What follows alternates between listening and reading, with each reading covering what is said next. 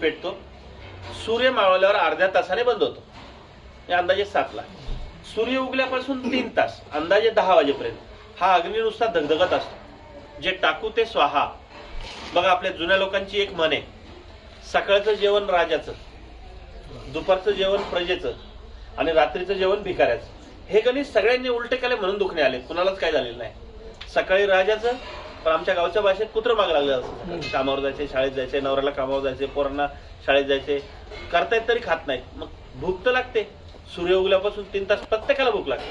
मग त्याला पर्याय शोधलाय सगळ्यांनी. चहा, बटर, बिस्किट, खारी, बेकरी प्रोडक्ट, कॉफी, त्याच्याही पुढचा रात्रीचा शिळा भात गरम करून फोडणीचा भात. तर ह्या सगळ्या मी म्हणतो बेकार गोष्टी आहेत. सकाळी राजा कधी शिळपाका खातो का? हे बिस्किट म्हणजे 6 महिन्याचं शिळ आहे. गव्हाच्या पिठाचं बिस्किट बनलंय. घरात चपाती बनवताना गव्हाचं पीठ किती दिवस शिल्लक ठेवतो ताई आपण? 12, 13, 15 दिवसाच्या वर गव्हाचं पीठ घरात शिल्लक ठेवत नाही, आणि बिस्किट 6 महिन्याचं खातो. मग ते शिळच आहे. हा मुद्दा समजून घ्या. तर सकाळचं राजाचं पण ताजं. मी म्हणत नाही पंचपक्वान्न, पण एक प्रकारची भाजी, काय भाकर, पोटभर. हा नाश्ता बिष्टा ब्रिटिशांनी आणलाय, आपली परंपरा नाश्त्याची नाही. सकाळी जाऊन, आणि ते 10च्या आत खाल्लेलं रक्त निर्मिती करतं. ब्लड फॉर्मेशनला जगात गोळी नाहीये. सकाळी 10च्या आत ताजं अन्न खा, तुमचं रक्त निर्मिती होणार. तर हा बदल करायचा. आणि 10च्या पुढं दुपारचं मध्यम, आणि आता रात्रीच्या जेवणावर सगळा खेळ आहे. खरा नियम आहे सूर्य मावळल्यावर जास्तीत जास्त अर्धा तास. इथं सगळ्या शहरी लोकांची तर सगळ्यांची फसगत होते.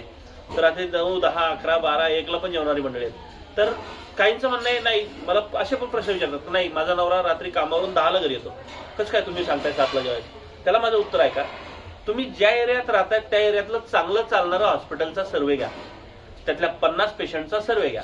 त्या 50 मध्ये जैन मारवाडी किती आहेत मला सांगा.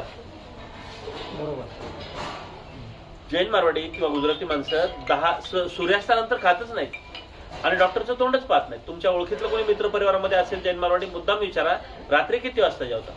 मग त्या 50 पेशंट मध्ये ते 49 कोण आहेत? आपली आणि मुस्लिम समाजाचे आहेत. रात्री 12ला पण जेवायची माणसं. काहींचं म्हणणं नाही आम्ही 10 शिवाय जेवूच शकत नाही. तर माझं त्यांना स्पष्ट उत्तर आहे, संध्याकाळी 7 नंतर 8ला, 9ला, 10ला, 11ला, 12ला, 1ला जितका लेट जेवताय त्या पटीत डॉक्टरसाठी पैसे तयार ठेवा.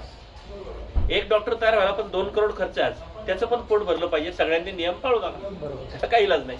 तर हे पाणी पिण्याचे 3 नियम आणि जेवणाचे 2 नियम पाळले ना, तुम्हाला गरजच नाही मग कशाची. तर हा मुद्दा आहे, म्हणून तो सगळ्यांच्या पुढे मांडला जातो. मग त्याच्यावर प्रत्येक